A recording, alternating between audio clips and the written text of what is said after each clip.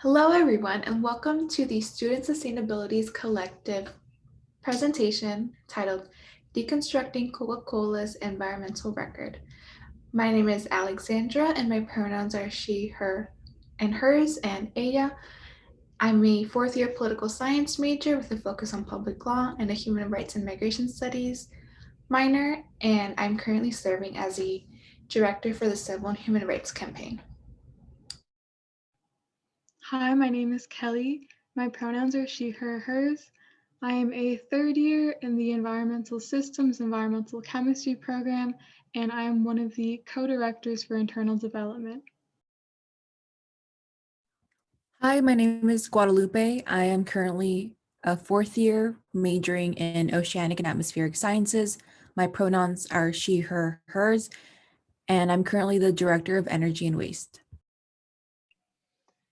And I'm Piper. My pronouns are she, her, and they, them. I am a second year majoring in international studies with a focus in political science, and I am currently the civil and human rights intern. So today we just wanted to discuss a little bit about Coca Cola and how it intersects with sustainability and how they have a record of violating civil and human rights and also harming the environment. But before we discuss that, we first wanted to explore a little bit about Coca-Cola as a corporation. So Coca-Cola was created by an Atlanta pharmacist named John S. Pemberton using syrup, cocaine, and caffeine.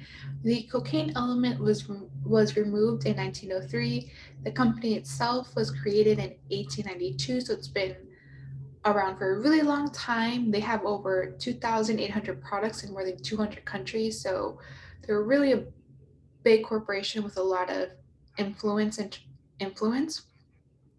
And according to their website, they claim to have certain values.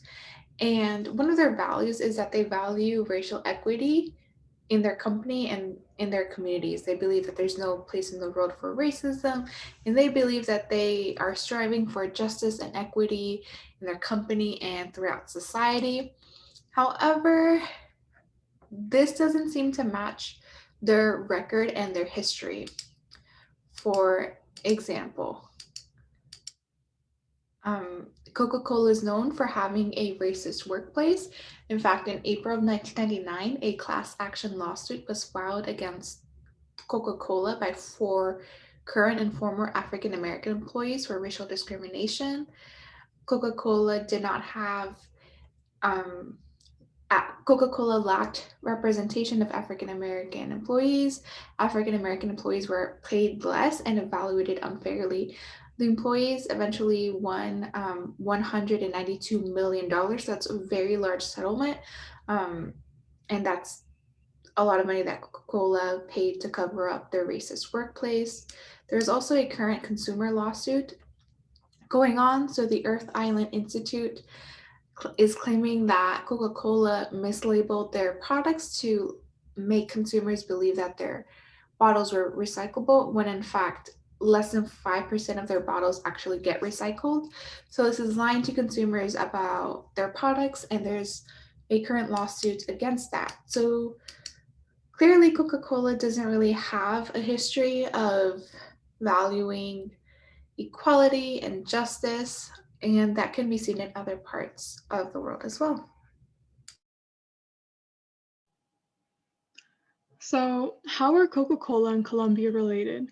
Coca-Cola has been accused of hiring hitmen from the AUC between 1990 and 2002 to kill at least 10 labor union leaders trying to organize Coca-Cola's plants in Colombia. The AUC is a right-wing coalition deemed terrorist group by the Colombian government and was responsible for massacres, human rights abuses, kidnappings, and extortions. The U.S. union, United Steelworkers, is suing Coca-Cola on behalf of the Colombian Union for systematic intimidation, kidnapping, and the detention and murder of workers in Colombian plants. Next slide, please.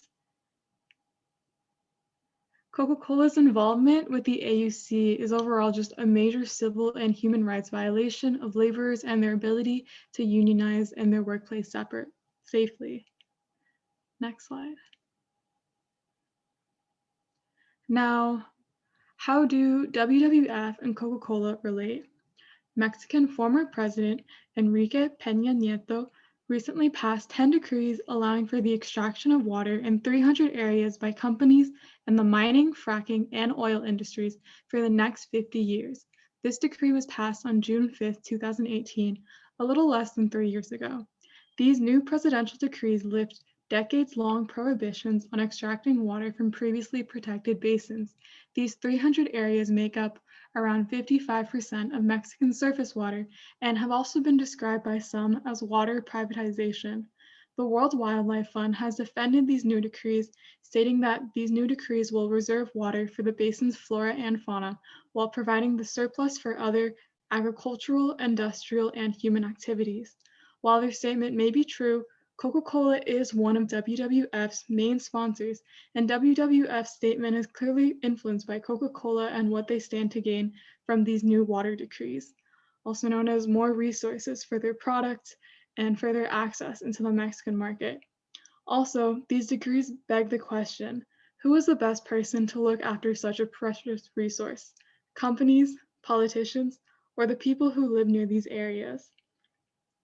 Next slide, please.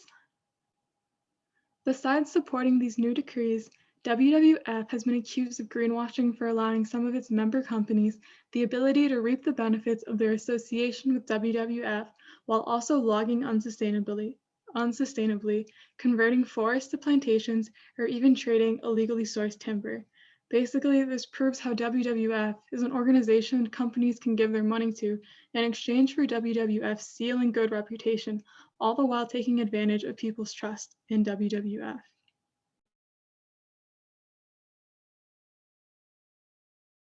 So more importantly, as Kelly mentioned, this large corporation is inserting itself in Mexico and is deciding how water is being used without taking into account the indigenous communities that already live there. So the United Nations already called on Mexico to urgently expand and improve water and sanitation for all communities.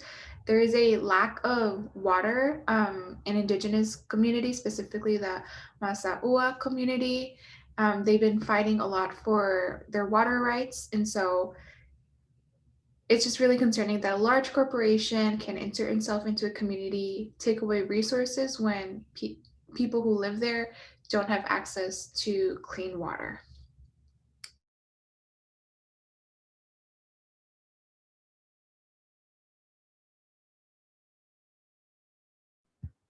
Now moving on to UCSD and Coca-Cola's relationship. It starts with UCSD's 7-year contract with Coca-Cola that went into effect on January 1st in 2017. The agreement outlines legal requirements for the sale of the company's products, and in turn, Coca-Cola will provide $585,000 each year to the UCSD during the time of the 7-year contract. Coca-Cola will budget and spend up to $4,000 annually for mutually agreed on-campus promotional programs, which is designed to promote and increase beverage sales on campus. And you can read more in the link down below. And with this, it makes it difficult for organizations like the Student Sustainability Collective to push for a ban on plastic due to UCSD's contract with Coca-Cola. As we know, Coca-Cola is so dependent on plastic, which uses up so much fossil fuels, thus making it even more difficult for UCSD to divest in fossil fuels due to pre-existing contracts interfering with its zero waste goal. Moving on to the following slide. And there is more alongside the contract. And with it, HDH receives millions in Coca-Cola sponsorship, which will raise the price of products in 3% yearly, as well as UCSD hires Coca-Cola funded health researchers. For example, Pratt, a researcher that came to UCSD from the Federal Centers for Disease Control and Prevention, which is headquartered like Coca-Cola in Atlanta. And you can read more down below in the link.